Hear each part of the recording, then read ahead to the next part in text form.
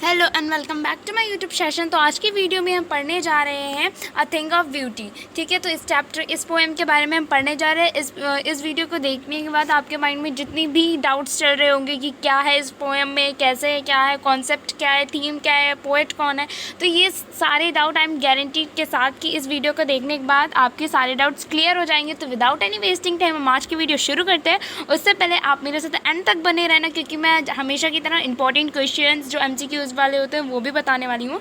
ठीक है, तो उससे पहले अगर मैं आप यूट्यूब चैनल पे न्यू हो तो मेरा चैनल जल्दी से सब्सक्राइब कर दो और बेल आइकन को भी प्रेस कर देना। ठीक है, तो इनका जन्म, पोएम के बारे में जान लेते हैं, पोएट के बारे में। तो पोएट का नेम है जॉन केन्स। ठीक है, इनका जन्म जो हुआ था वो 1795 में इनका जन्म हुआ था लंदन में, और 1821 में इनकी मतलब कि डेथ हो गई थी। ठीक है, तो ये इंपॉर्टेंट थिंग्स थी, तो ये मैंने आपको बता दी। ठीक है, आगे ना हम अपनी पोएम को क्या करते हैं, पढ़ते हैं। ठीक है, तो मैंने पोएम को स्टैंजा वाइज डिवाइड किया है ताकि आपको समझने में प्रॉब्लम ना हो। तो पहला स्टैंजा है a thing of beauty quite breathing तक। ठीक है, तो मैंने पता है इसको क्या किया है कि हर एक स्टैंजे में क्या किया है, हर एक स्टैंजा वाइज डिवाइड कर दिया है ताकि आपको समझने में कोई प्रॉब्लम ना हो। तो हम पहले पोएम को रीड कर लेते हैं, फिर उसके स्टैंजास का मतलब समझेंगे।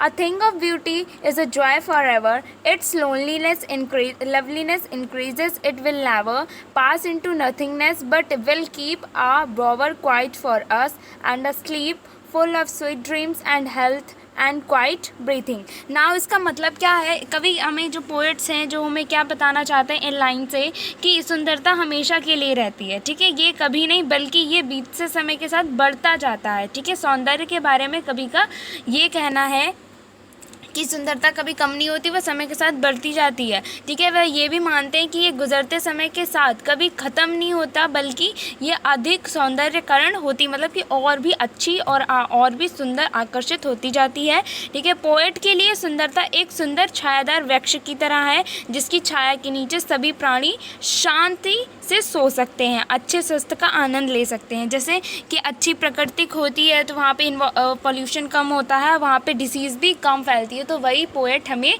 लाइंस के थ्रू बताना चाहता है कि मेन थीम क्या है, कि वो हमें बताना चाहते हैं कि सुंदरता कभी कम नहीं रहती, वो हमेशा रहती है और वो समय के साथ ही क्या होती रहती है, बढ़ती रहती है। ठीक है, जैसे उन्होंने सुंदरता को किस तरह से कंपेयर किया है, एक ट्री की तरह कंपेयर किया है। ठीक है ना, जो हमारा दूसरा स्टैंजा है वो है कि therefore on every morrow are we waiting a flower band to bind us to the earth, spite of dissonance of the inhuman desert, of novel nature, of gloomy days, of all the unhealthy and darkened ways made for our searching, yes, in spirit of all. ठीक है, in spirit of all, some shapes of beauty move away the pall from our dark spirits। ठीक है, तो इन lines के through में poet क्या बताना चाहता है कि हर दिन एक सुंदर है। ठीक है, हर दिन एक सुंदर है, ये सुंदरता है जो हमें जीने की भावना से भर देती है, ये बहुत सुंदर है जो हमें अपने अंदर जीने की इच्छा जगाती है। हालांकि हमारे आसपास दुखद क्षण और क्रूर लोग होते हैं। ठीक है, जैसे कि हमारे पास आसपास जो होते हैं वो बहुत ज़्यादा गुस्सेबाज और वैसे क्रूर टाइप के लोग होते हैं, इसीलिए ये कवि पोएट जो है वो कहना चाहते हैं कि सौंदर्य के बिना पृथ्वी क्रूर लोगों से उदास और उदासी क्षणों से भरी रहती है। जैसे कि किसी का ब्रेकअप हो जाता है तो बहुत ज़्यादा सैड रहने लगता है, किसी के घर में प्रॉब्लम्स होती हैं तो बहुत ज़्यादा सैड रहने लगते हैं। तो हमें पोएट बताना चाहते हैं कि अगर नेचर ना हो तो लोग इन्हीं लोगों से क्या कहेंगे, उदास और उदासी फैलेगी, जिसे हम निगेटिविटी भी कहते हैं। ठीक है, ये बहुत सुंदर है जो ईश्वर द्वारा बनाई गई है। वो अर्थ की बात कर रहे हैं, वो कहते हैं कि ये बहुत ज़्यादा सुंदर है जो ईश्वर ने बनाई है, जो हमें हमारे दिलों से दुख को दूर करने में मदद करती है। ठीक है, नाउ हम थर्ड स्टैंजा पढ़ते हैं कि देखो, such the sun the moon trees old and young sprouting a shady bone. ठीक है, but for simple sheep and such are the fellows with the green worlds they live in and clear reels that for themselves a cool covert make grant the hot season the mitch forest break. ठीक है, तो इन प्यारी प्यारी लाइनों से जो हमें poet है वो क्या बताना चाहते हैं, वो बताना चाहते हैं कि सुंदर चीज़ों का वर्णन किया गया है। यहाँ पे कुछ सुंदर चीज़ों का वर्णन किया गया है, जैसे कि पृथ्वी पर मौजूद, ठीक है, जैसे कि मून है, सन है, फ्लावर्स हैं, ट्रीज़ हैं और नदियाँ हैं। ठीक है, फूल में ड्रेसोफिलस, ठीक है, जो बहुत ज़्यादा अच्छा फ्लावर होता है। ठीक है, पोएट हमें ये बताते हैं कि सभी चीज़ें पृथ्वी पर हमारे प्राणियों के लिए एक आशीर्वाद की तरह हैं। ठीक है, वो बताते हैं ये मून, सन, ये जितनी भी चीज़ें हैं, ट्रीज, फ्लावर, ये हमारे एक लिए आशीर्वाद की तरह। उनका नज़रिया इतना अच्छा है कि वे हर एक चीज़ को पॉजिटिव वे में और अच्छे वे में देखते हैं। वे आगे वर्णन करते हैं कि पेड़ हमें अपनी छाया, फूलों के साथ अपनी सुंदरता और नदियों के साथ गर्मी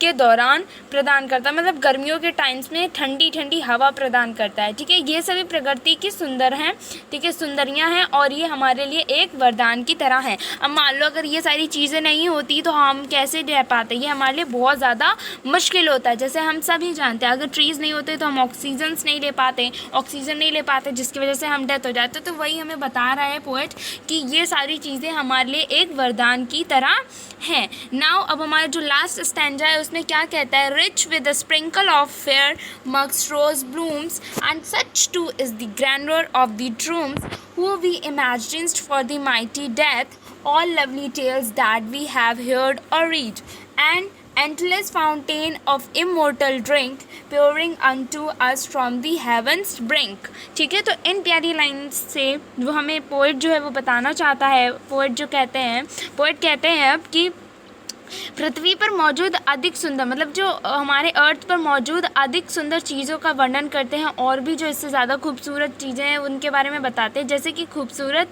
कस्तूरी गुलाब जिनमें इतनी अच्छी खुशबू होती है। फिर उन्होंने उन शक्तिशाली योद्धाओं की कहानी का वर्णन किया है जिन्होंने अपने देशों के लिए फ्रीडम फाइटर्स का, मतलब कि फ्रीडम फाइटर्स के बारे में उन्होंने बताया है कि जिन्होंने अपने देश के लिए खुद को मानवता के लिए अपना जीवन बलिदान कर दिया। वे कहते हैं कि ये सुंदर चीज़ें हम सभी के लिए भगवान की ओर से उपहार है, वह हमारे लिए भगवान द्वारा दिए गए अमृत के समान है और ये वह सुंदरियां हैं जो अमर हैं और हमें अपनी में इतने दुख होने के बावजूद इन धरती पर रहने का एक कारण देती हैं।